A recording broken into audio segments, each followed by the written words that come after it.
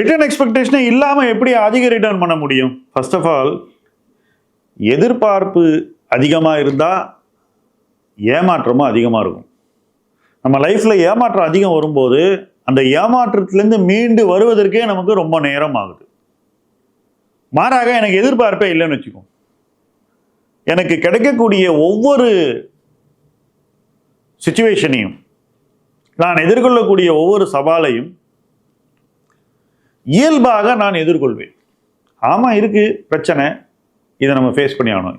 Okay, எப்படி face பண்ணலாம்? ஐயோ, நான் 18% எக்ஸ்பெக்ட் பண்ணினேன் அப்படின்னு அந்த நேரத்தில் யோசிச்சு, ஐயோ நான் 18% எதிர்பார்த்து இன்னைக்கு -10 இருக்கே அப்படின்ற அந்த ஒரு சுமை என்னை சிந்திக்க விடாம செய்யாது. அப்ப அந்த இடத்துல அந்த ரிட்டர்ன் எக்ஸ்பெக்டேஷன் எனக்கு பாதிப்பை தரக்கூடும் என்ற தெளிவான ஒரு புரிதல் இருப்பதால் தான் நான் அதுகிட்ட போறதில்லை. ஸோ எந்த நேரத்திலையும் ரிட்டர்ன் எக்ஸ்பெக்டேஷன் இல்லாதவங்க எப்படி ரிட்டர்ன் பண்ண முடியும்? ஒரு விஷயம் தெளிவாக புரிஞ்சுக்கணும். ரிட்டர்ன் எக்ஸ்பெக்டேஷன் அதிகம் உள்ளவங்க ஒரு எதிர்பார்ப்பின் அடிப்படையில தான் இயங்குறாங்க. இது எனக்கு கிடைக்கணும் அப்படின்னு ரொம்ப அதிக எதிர்பார்ப்போடு தான் அவங்க வாழ்றாங்க. இந்த வருஷம் நான் 18% பண்ணி ஆகணும், ஆனா ரிட்டர்ன் 0.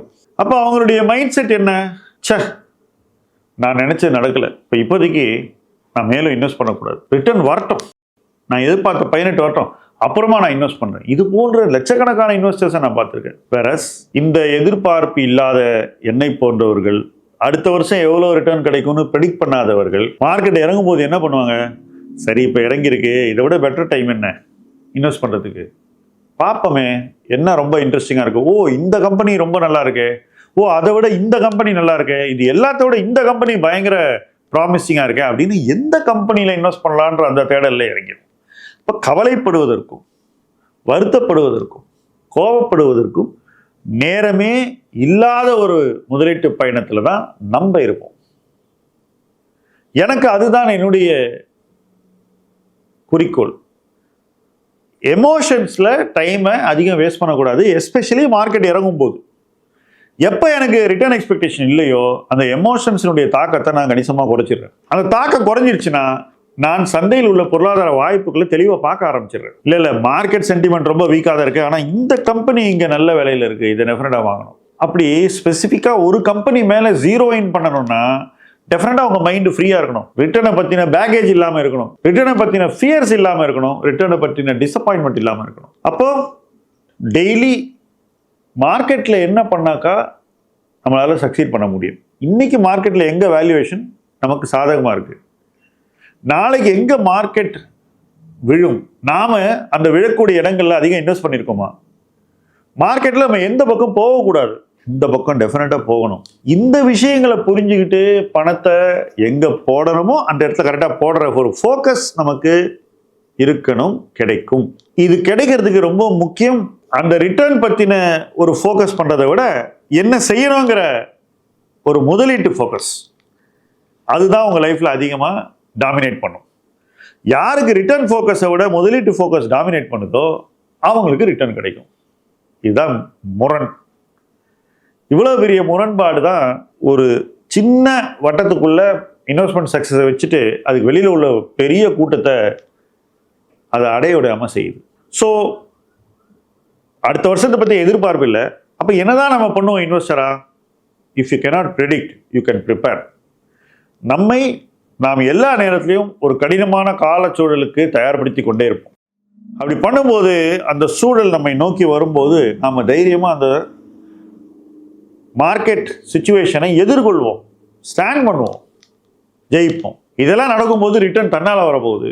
சில நேரங்களில் ரிட்டர்ன் அதிகம் உள்ள நேரத்தில் எல்லாரும் போஸ்ட் பண்ணிக்கிட்டு இருக்கும் போதும், அல்லது இது நல்லா பண்ணிடுச்சு அது நல்லா பண்ணிடுச்சுன்னு ஒரு சில சொத்து வகைகளையோ அல்லது ஒரு சில நிறுவனங்களையோ தூக்கி பிடிக்கும் போது என்னை போன்ற முதலீட்டாளர்களுக்கு வரக்கூடிய அந்த ஆதகம் என்னன்னாக்கா, இது இப்படி பண்ணக்கூடாதே, இந்த ஃபீலிங் வரக்கூடாதே நமக்கு அப்படிங்கிறது தான். இன்னொருத்தர் ரிட்டர்ன் பண்ணிட்டாங்கிறது இல்லை, ஏன்னா எல்லா நேரத்திலையும் எல்லாருக்கும் வெற்றி என்பது கிடைக்கும். ஒவ்வொருத்தருக்கும் ஒரு நேரம் இருக்கு, அந்த நேரத்தில் அவருக்கு வெற்றி கிடைக்கும். இப்போ நமக்கு ஒரு டைம் வெற்றியின் ஒரு பங்கு அதிகரிக்கும்னாக்கா இன்னொருத்தருக்கு வேற ஒரு டைம்ல அது நடக்கும். தொடர்ந்து எல்லாரும் உழைச்சிக்கிட்டே இருக்கணும். உங்களுடைய இன்வெஸ்ட்மெண்ட் ஸ்டைலுக்கு ஏற்ற மாதிரி சில பேருக்கு ஒரு சந்தை சூழலில் ரிவார்ட்ஸ் கிடைக்கும், மற்றவர்களுக்கு வேற ஒரு சந்தை சூழலில் ரிவார்டு கிடைக்கும். ஆகவே ப்ரெடிக்ஷனோட ப்ரிப்பரேஷன் முதலீட்டாளனுக்கு இன்றியமையாதது. அது இல்லாமல் நம்ம இருக்க முடியாது.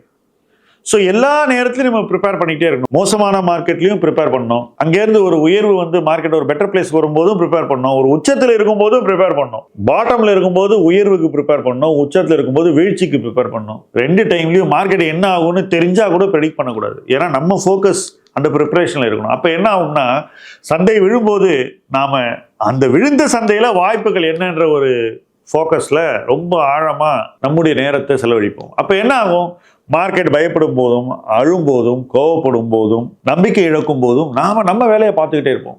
அது என்ன, முதலீட்டு வாய்ப்புகளை தேடி அந்த முதலீட்டு வாய்ப்புகளில் கொஞ்சம் கொஞ்சமாக பணத்தை முதலீடு செய்வது. இதை செய்யறது ஈஸி அப்படின்னு நமக்கு தோணுனா கூட அதுதான் ரொம்ப ரொம்ப டிஃபிகல்ட்.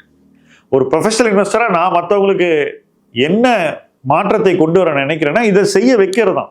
மற்றவங்கெல்லாம் பயப்படுறாங்க, நீங்கள் இன்வெஸ்ட் பண்ணுறீங்க. மற்றவங்களுக்கு பிடிச்ச செக்டரை விட்டுட்டு வேற ஒரு செக்டரில் நீங்கள் நிறுவன மதிப்பு சாதகமாக இருக்குன்னு அடையாளம் கண்டு அங்கே தான் நீங்கள் பணம் போடுறீங்க. சொத்து வகையில் ஒரு சொத்து வகை ரொம்ப உச்சத்தில் இருக்கும்போது அதுலேருந்து கொஞ்சம் பணத்தை எடுத்து இன்னொரு சொத்து வகையில் இன்வெஸ்ட் பண்ண தயாராக இருக்கீங்க. ஸோ உங்கள் அப்ரோச் மல்டி அசெட்டாக இருக்கும், உங்களுடைய இன்வெஸ்ட்மெண்ட் ஸ்ட்ராட்டஜி ஃப்ளெக்ஸி கேப்பாக இருக்கும், உங்களுடைய அசெட் அலோகேஷன் உங்களுடைய பர்சனாலிட்டியோடு இணைந்து நடக்கக்கூடிய ஒரு செயலாக அமையும். இதெல்லாம் இருந்துனாக்கா ரிட்டர்னை பற்றி கவலைப்படாமல் ரிட்டர்னை எடுக்க முடியும். ஏன்னா நீங்கள் எடுக்கக்கூடிய ஒவ்வொரு சிறு முடிவும் ரிஸ்கை மனதில் வைத்துக்கொண்டு ஆழமாக அதன் தாக்கங்களை உணர்ந்து எடுக்கப்படுகின்ற முடிவுகள். அந்த முடிவுகள் நிச்சயமாக வெற்றியை தரும். வேற நான் ஜெயிச்சிட்டேன், நல்லா பண்ணிட்டேன் அப்படின்ற ஒரு மெதப்பில் வேலை செய்யாமல் முதலீட்டு முடிவுகள் எடுக்க ஆரம்பிச்சிங்கன்னா அந்த இடத்துலேருந்து உங்களுக்கு தோல்வி தான் வந்துக்கிட்டே இருக்கும். நிறைய பேரை நான் பார்க்குறேன் இன்னைக்கு துவண்டு கிடைக்கிறார்கள். என்ன மிஸ்டேக் பார்த்தா 2 வருஷம் முன்னாடி ஆணவம், எனக்கு தெரியும் மார்க்கெட், நான் என்ன சொன்னாலும் மார்க்கெட்டில் ஏறும், I have the magic formula, எனக்கு மார்க்கெட்டில் ஜெயிக்கிறதுக்கான ஒரு உரிமை கிடைத்து விட்டது, மற்றவங்களுக்கு அது இல்லை அப்படின்னு நினைச்சு தான் இவங்கெல்லாம் 2 வருஷம் முன்னாடி இயங்குனாங்க. அந்த நினைப்பு தான் இன்னைக்கு அவங்கள இந்த இடத்துல கொண்டு வந்து விட்டுருக்கு. இது யாருக்கும் நடக்கும், எனக்கும் நடக்கும், உங்களுக்கு நடக்கும். ஸோ எப்படியெல்லாம் இருக்கக்கூடாது அப்படிங்கிறத தெரிஞ்சு வச்சுக்கிட்டு, எப்படியெல்லாம் எதிர்பார்ப்புகளை தவறாக நாம் ஏற்படுத்தி கொள்ளக்கூடாது என்று உணர்ந்து எது நியாயமானது, எது சரியான எதிர்பார்ப்பு, எப்படி அந்த எதிர்பார்ப்பை நிறைவு செய்ய வேண்டும், அதற்கான கால அவகாசம் என்ன, என்னென்ன இன்வெஸ்ட்மெண்ட் ஆக்ஷன்ஸ் எடுத்தால் அந்த ரிட்டர்ன் நம்மளுடைய லைஃபுக்குள்ளே வரும், இதெல்லாம் யோசிச்சிங்கன்னா தான் நாம் கற்பனை செய்யக்கூடிய நிதிமயமான வாழ்க்கை நமக்கு கிடைக்கும். எல்லா நேரத்திலையும் நமக்கு வரக்கூடிய சவால்களுக்கும் சரி, சந்தோஷங்களுக்கும் சரி நம்ம தயாராக இருப்போம். Will be fully prepared. And அந்த ப்ரிப்பரேஷன் நமக்கு முதலீட்டில் நீண்ட ஆயுளை கொடுக்கும். அப்படிப்பட்ட ஒரு நீண்ட ஆயுளுடன் இணைந்து பயணிப்போம். முதலீட்டு களம் உங்கள் களம். நன்றி.